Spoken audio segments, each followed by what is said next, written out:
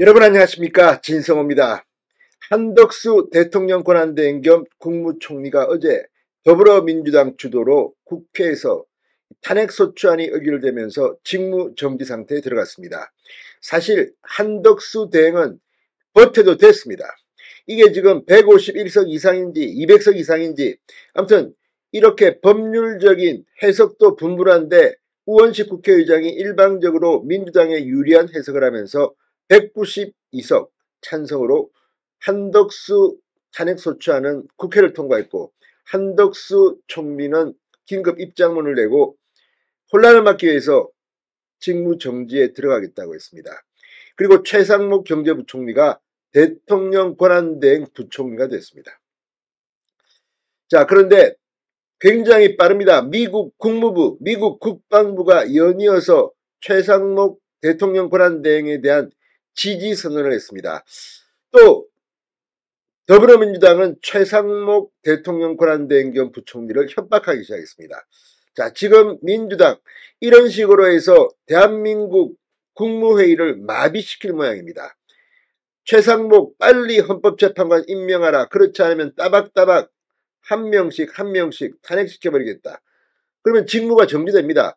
자, 이렇게 된다면 결국 국무회의는 11명의 인원이 안 되면 개의 회의를 시작할 수도 없습니다. 이재명이 노리는 게 이런 건지 김정은이가 박수치고 춤을 추겠습니다. 이거야말로 이재명발 국가비상사태, 이재명발 내란회의가 아니냐고 국민의힘은 강력하게 비판하고 있습니다. 정말 민주당 같이 죽자는 건지, 이재명이 대통령이 되는 것을 막는 것은 대한민국의 국익이고 뭐고 다 내팽기겠다는 건지, 아무튼 희한한 일이 벌어지고 있습니다. 미 국무부와 미 국방부는 어떤 입장을 밝혔을까요? 이재명 정신 좀 차리기 바랍니다. 진성호의 융단 폭격 시작합니다. 더불어민주당을 융단 폭격합니다. 자, 미국 정부가 한덕수 대통령 권한대행 국무총리 탄핵소추와 관련해 우리는 최상목 대통령 권한대행 부총리 및 한국 정부와 함께 일할 준비가 되어 있다고 발표했습니다. 자, 미 국무부는 현지 시간 27일 우리는 한국이 헌법에 명시한 절차를 평화적으로 따르는 것을 목격했다며 이같이 말했다고 TV조선과 채널A가 연이어 보도했습니다. 이어 국무부는 가장 중요한 것은 한국이 민주적 회복력을 보여줬다는 것이다. 우리는 이 과정 전반에 걸쳐 한국 국민을 강력하게 지지한다고 말했습니다. 그러면서 우리는 지난 수년간 많은 성과를 거둔 한미동맹을 강력히 지지한다고도 강조했습니다.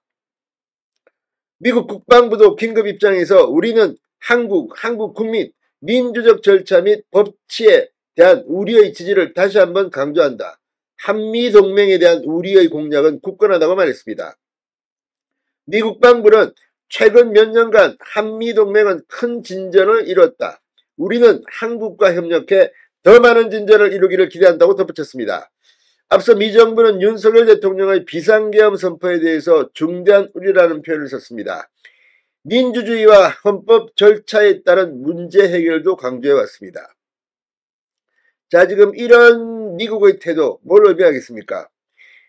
이런 식으로 자꾸만 탄핵 한국 정부가 불안정해지는 것을 우려하는 입장을 우회적으로 전달한 것으로 보입니다. 자, 이 한덕수 권한대행 직무가 정지되면서 지금 한미 간 외교 안보 협의가 다시 차질을 빚을 수 있다는 그런 우려가 지금 나오고 있습니다. 로이터 통신 보도에 따르면 익명을 요구한 미국 관리는 미국이 한국의 최신 상황을 모니터링하고 있다고 밝혔습니다. 한반도의 군사준비 태세에 한 권한대행 탄핵 여부 등이 영향을 미치지 않는다는 내용도 포함됐습니다. 자, 아무튼 지난 24일 김원균 외교부 1차관이 미국을 방문한 뒤 한미 양국 간 주요 외교 안보 일정과 고위급 회담 재개를 공표했습니다. 미국 정부는 한덕수 권한대행 체제에 대한 지지 의사도 밝혔습니다. 그런데 민주당은 이런 식으로 한덕수를 축출했습니다. 이게 지금 말이 되는 건지, 이런 식으로 지금 오징어 게임 하겠다는 건지, 아무튼 이 민주당의 이런 움직임, 이 최상목 대행도 압박하기 시작했습니다. 따박따박 탄핵 절차를 밟겠다.